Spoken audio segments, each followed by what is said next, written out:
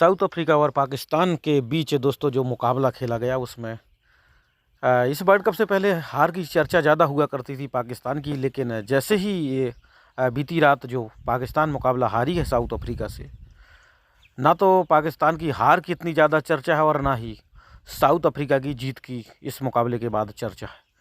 क्या चर्चा ज़्यादा ज़ोरों शोरों पर चल रही है हम बताएंगे इस वीडियो में, लेकिन सबसे पहले चैनल पर नए हैं तो प्लीज़ चैनल को सब्सक्राइब कर दीजिए आप।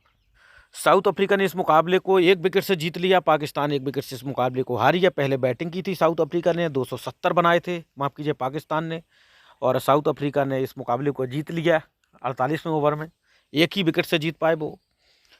दरअसल बखेड़ा जो शुरू हुआ इस मुकाबले में शुरू से ही देखने को मिला है।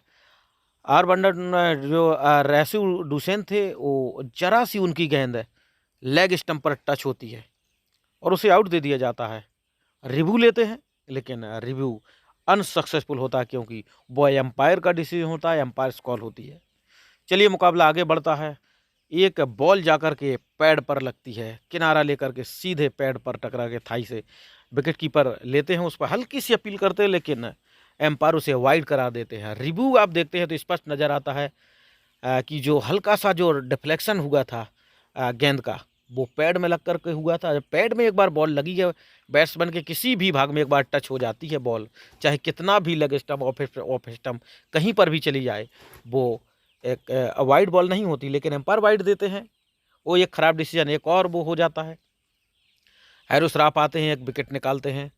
विकेट की संख्या हो जाती है 9 साउथ अफ्रीका की, और जो 10वां विकेट होता है, अब यहाँ पर सिर्फ 1 विकेट की दरकार होती है पाकिस्तान को उस मैच को जीतने के लिए, और जाकर के पैड्स पर सीधे बॉल मार देते हैं रॉब तबरेज शम्सी के।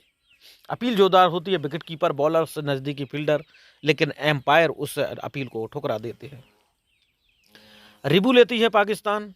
रिव्यू में साफ नज़र आता है कि बॉल जो डूसन के बल्ले से, राशि डूसन के जो स्टम्प में टच हुई थी, उससे कहीं ज़्यादा जाकर के विकेट पर टच होती हुई साफ प्रतीत होती है।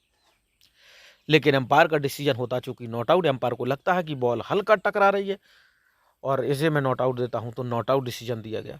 एम्पायर को लगता है कि बॉल हल्का सा टकरा रही है विकेट पर जाकर के, मैं आउट देता हूं तो ये आउट है। इस तरीके का जो ड्रामा हो रहा है, ये आज जरूर भारतीय फैंस को अच्छा लग रहा होगा, लेकिन जिस दिन ये ड्रामा भारत के साथ होगा उस दिन जरूर बवाल होगा। और फिर उस डिसीजन को नॉट आउट एम्पायर करार देते हैं तो नॉट आउट हो जाता है। गौतम गंभीर उस वक्त कमेंट्री कर रहे थे, उन्होंने बहुत ज़्यादा इस ड्रामा बताया, बहुत बोरिंग डिसीजन आईसीसी का बताया। हरभजन सिंह ने तीखी इस पर प्रतिक्रिया दी है। हर क्रिकेटर इतना हौसला नहीं रख पाता जो खुल करके इस नियमों पर बोले, लेकिन हरभजन और गौतम गंभीर की मैं दाद देता हूँ कि उन्होंने इस पर खुल करके बोला है। क्या इसके पीछे माजरा है इस तरीके के फैसले रखना, कि एम्पायर्स बोले तो आउट और एम्पायर्स बोले तो नॉट आउट, जबकि सेम जो घटनाक्रम है वो सेम हो रहा है, लेकिन उस पर क्या मतलब हुआ इस तरीके का, मुझे भी लगता है से सिवाय ड्रामा के कुछ भी नहीं है। लेकिन क्या आईसीसी इसे चेंज करेगा, क्या कुछ बदलाव होंगे, इस पर ज़्यादा कुछ होता हुआ दिखाई नहीं दे रहा है।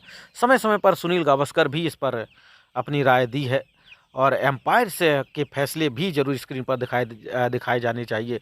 जिस तरीके से आंकड़े बताए जाते हैं बॉलर्स के, एक बल्लेबाज के, एम्पायर्स के भी आंकड़े जरूर होने चाहिए।